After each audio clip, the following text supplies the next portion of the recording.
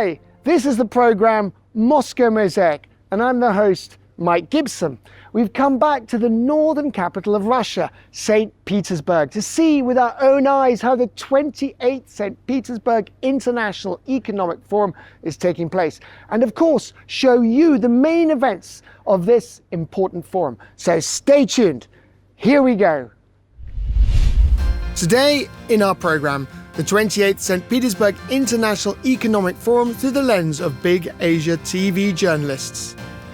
I would like to thank the wonderful team at Big Asia TV for working with the audience of the St. Petersburg International Economic Forum from early morning up until late at night. Moscow in the spotlight, the Russian capital stand at the St. Petersburg International Economic Forum. Here you can see a production line that manufactures batteries for electric vehicles. Awards for contributions to international cooperation and trade presented in St. Petersburg. This award came as a surprise to me, but a very pleasant one. We've been working with the Moscow city government for many years now.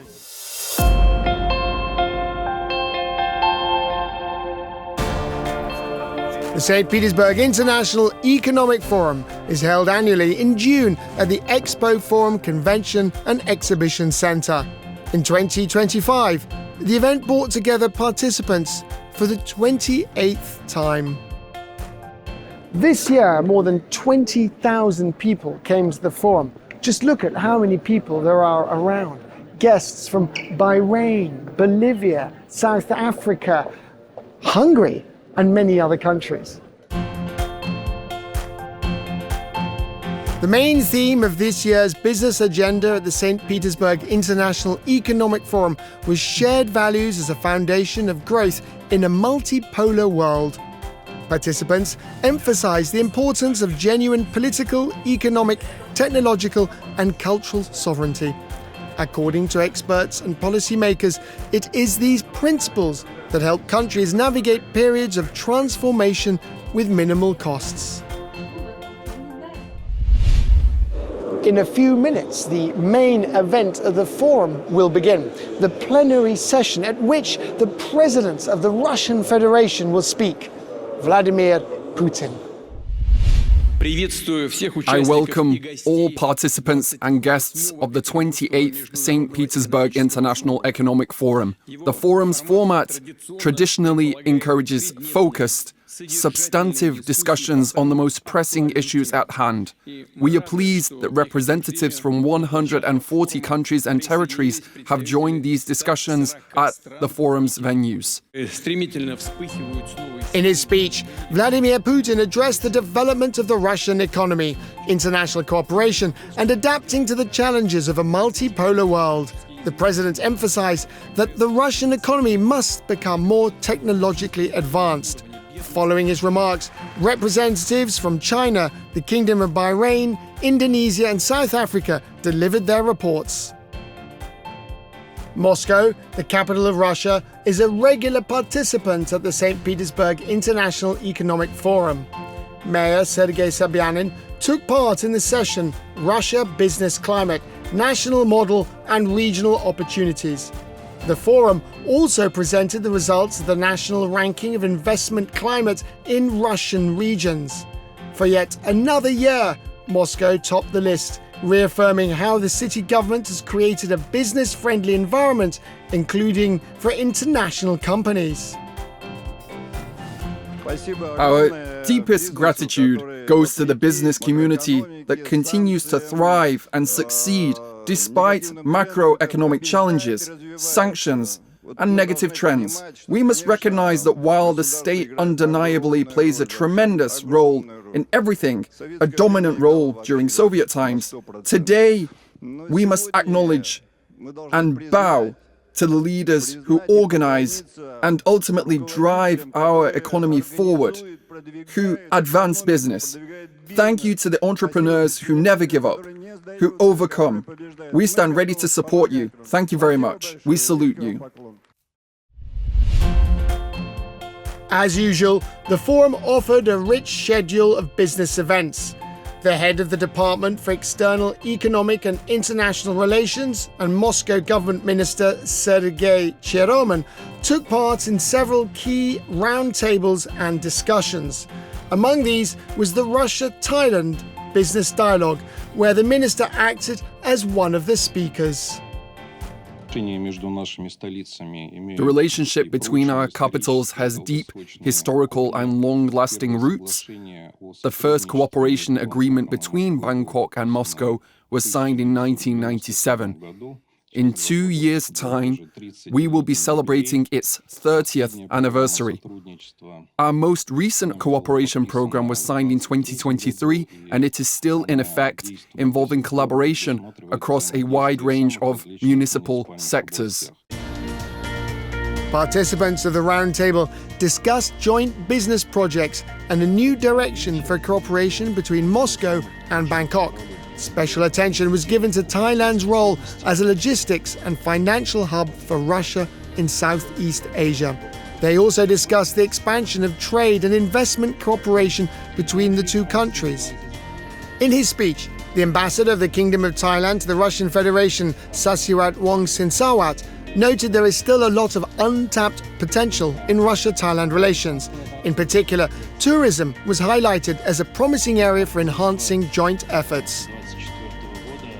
I know that many of you want to find some good places and some destinations that you can enjoy the variety of artistic and cultural activities. So that's why I try to promote Chiang Mai and some other cities in Thailand as another destination for our Russian friends.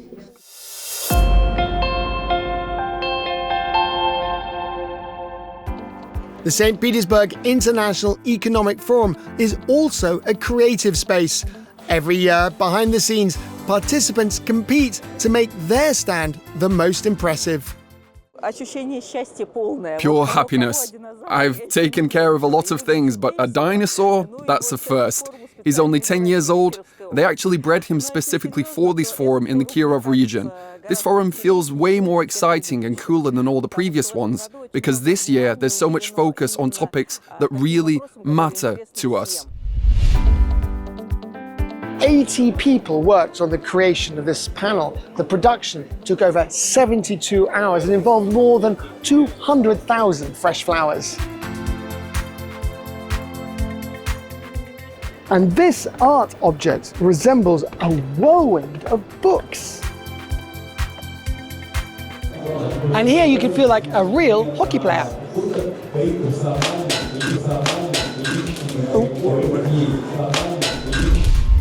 Super, thank you.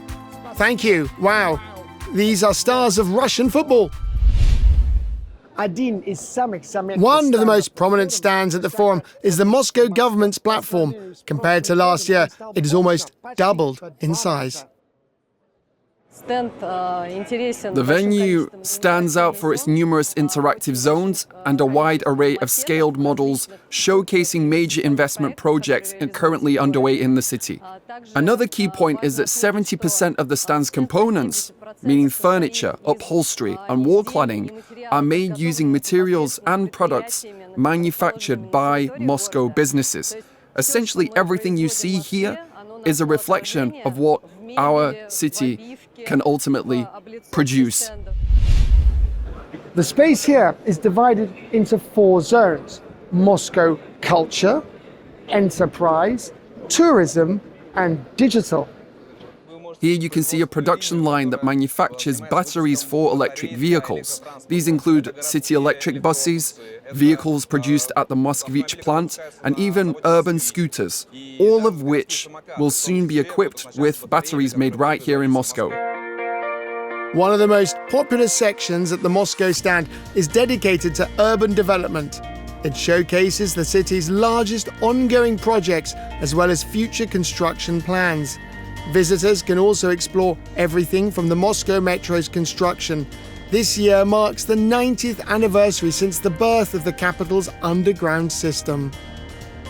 Here you can see a model of the new train, Moscow 2026, which will be launched already next year.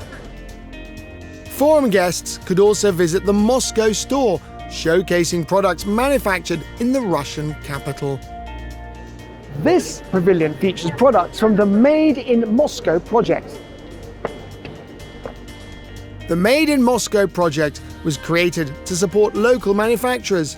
Books, souvenirs, clothing, these and other products made in the Russian capital are in high demand, both in the capital and internationally. Our strategic partners are primarily China, India, and Bangladesh. Our export structure is quite diverse. We supply well-known and popular products on the Chinese market, such as chocolate or ice cream, as well as industrial goods like aircraft engines and, of course, medical equipment. This year, the Russian capital's exhibition turned out to be as large-scale and modern as the city itself. Once again, it demonstrated just how much has been done for Moscow's residents in recent years and how much more is still planned.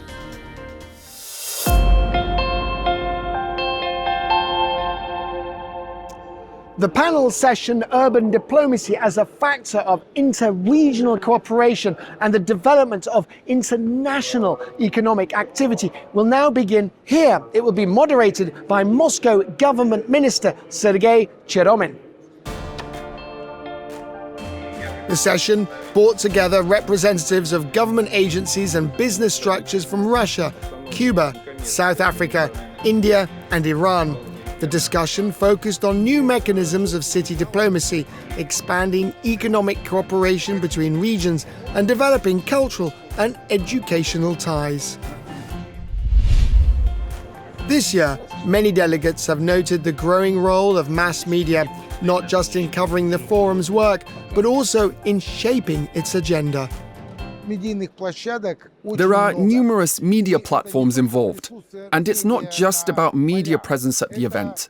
These are very deep, serious discussions involving top figures both from media but also from politics. This goes beyond just the role of mass media. It touches upon values. Right here we are seeing these discussions about values reach massive audiences, far beyond the reaches of just our country. During one session, the spokesperson for the Russian Ministry of Foreign Affairs, Maria Zakharova, and colleagues from China, South Africa, Nicaragua, Egypt, and the United States discussed freedom of speech, cultural exchange, and mutual respect in international dialogue. Freedom is the opportunity to be heard in all manner of ways, without fear or distortion. During the session, Mr. Wang Bin, head of the Euro-Asian Bureau of the China Media Group, shared his vision of the media's role in the BRICS space. In BRICS countries and our media, there's no hegemony or dominance. We all operate as equals. We respect each other and work towards a mutually beneficial cooperation. This year at the forum, the China Media Group presented its exhibition stand. Established in 2018 by the Chinese government, the corporation has grown into one of the world's largest state media holdings. Viewers in Moscow, across Russia and beyond can now access comprehensive Russian language coverage of China's business, politics, economy, healthcare, culture, sports, and other developments.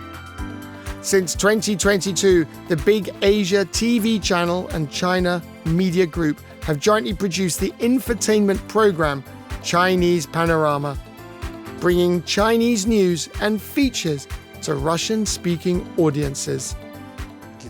Chinese Panorama is our flagship co-production with the Big Asia TV channel, and we are extremely pleased with its results. We are delighted to see it attracting growing audiences, not just on television, but also across social media platforms.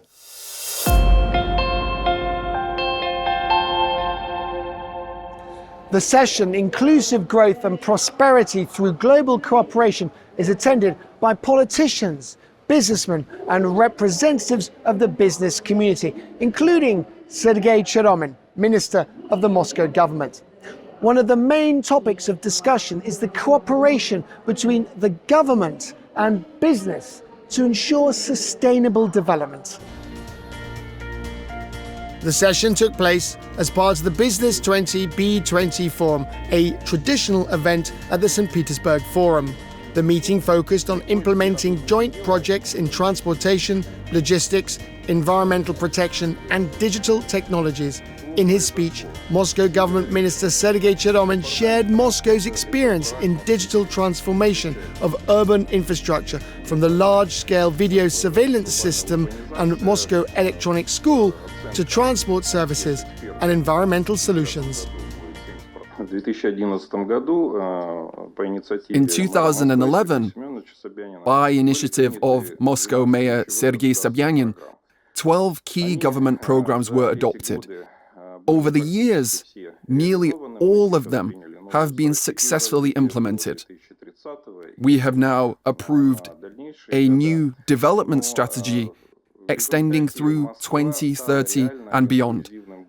And as a result, Moscow has truly become an inclusive city, providing residents with virtually equal access to all possible services a metropolis could offer.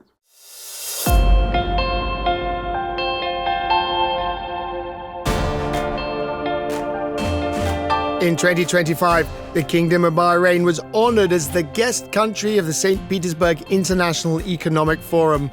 The national delegation was led by the son of the ruling monarch and national security advisor, His Highness Sheikh Nasser bin Hamad Al Khalifa, along with other distinguished guests.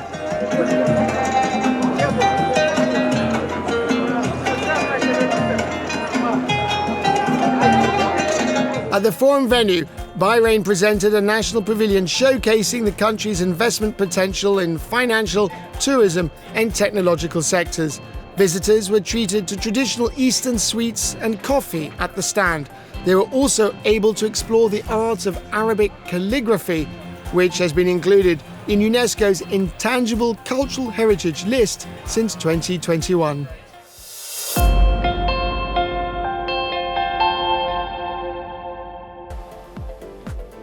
This year's St. Petersburg International Economic Forum featured an exhibition by the Special Purpose Garage, Museum of the Federal Protective Service of Russia.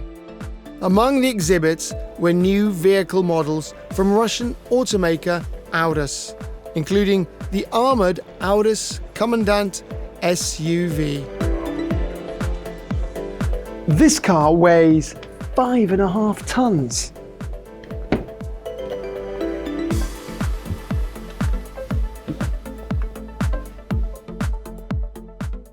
The interior of this car is finished with the highest quality materials. For example, this veneer is made from Karelian birch. It's in the Audis Commandant that the President of Russia, Vladimir Putin, travels. This is one of the units produced through serial manufacturing at the plant in Tatarstan.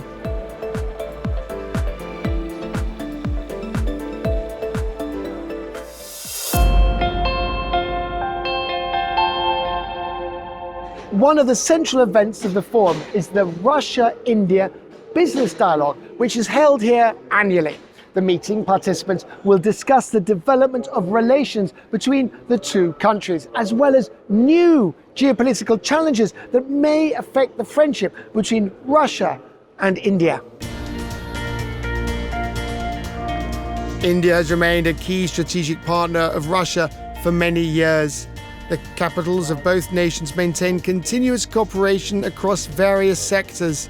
The cities are developing logistics, high-tech industries, strengthening investment ties, and working to establish resilient joint financial infrastructure bases. The reason I was here is I wanted to see firsthand on what is happening in the country. Because what we see from in press is very different. It gets filtered, it comes with a certain message, and that message is rather uniform, right? Now, when I walked into the SPIEF, I realized that the country over the last few years has become totally self-dependent, right? It's very rich in technologies, and I wish, we've always wished well for Russia, and we cherish Russia as friends. And I hope, this geopolitics gets resolved, so we can all, live in a more conducive environment and a more friendly environment. The session covered a wide range of topics: developing investment partnerships, implementing the International North-South Transport Corridor project, and exploring new forms of inter-regional cooperation in high-tech industries. Participants noted that the India-Russia trade and economic partnership continues to observe steady growth, with bilateral trade reaching a record in excess of $70 billion in 2024.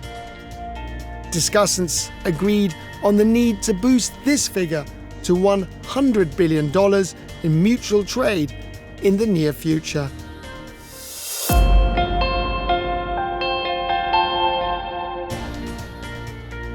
The business program of the delegation of the Department for External Economic and International Relations of Moscow concluded with the 8th International Cooperation and Trade Award.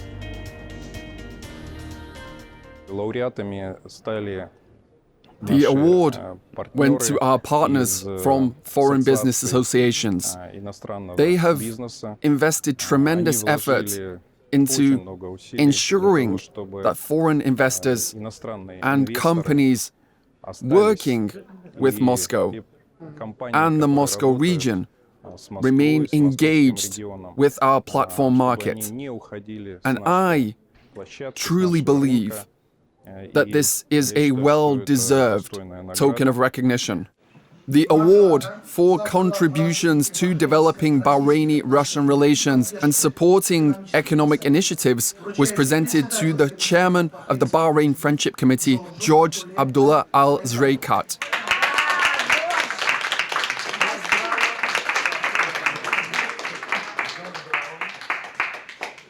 We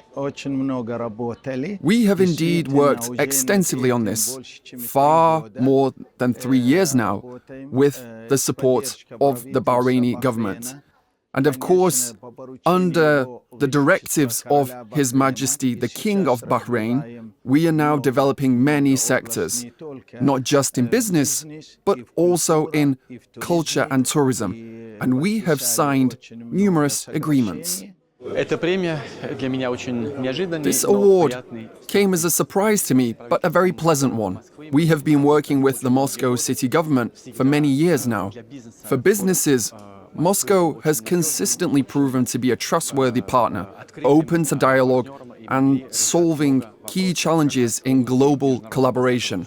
It's really the result of what France has been doing in Russia and in Moscow in particular for the last 20 years, because it's not, of course, a small period. It has been for over a long period of time.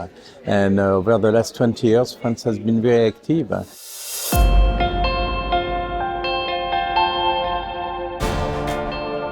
The business program of the 2025 St. Petersburg International Economic Forum has concluded. The event hosted over 370 sessions and saw the signing of more than 1,000 agreements. Journalists from around the world, including our news team, worked around the clock to bring you coverage of all key forum developments.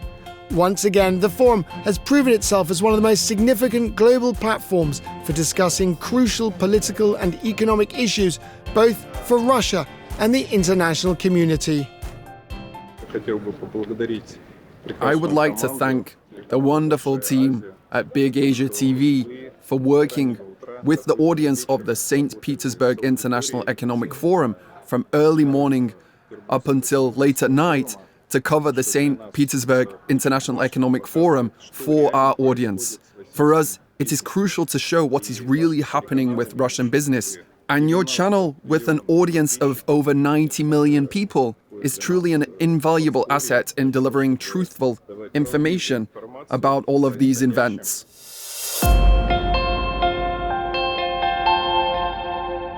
These were eventful and bright days in the northern capital of Russia. Together with you, we were able to see the most interesting things at the St. Petersburg Forum. This has been the program Moscow MOSAIC, and I'm its host, Mike Gibson. And I look forward to meeting you next time. See you.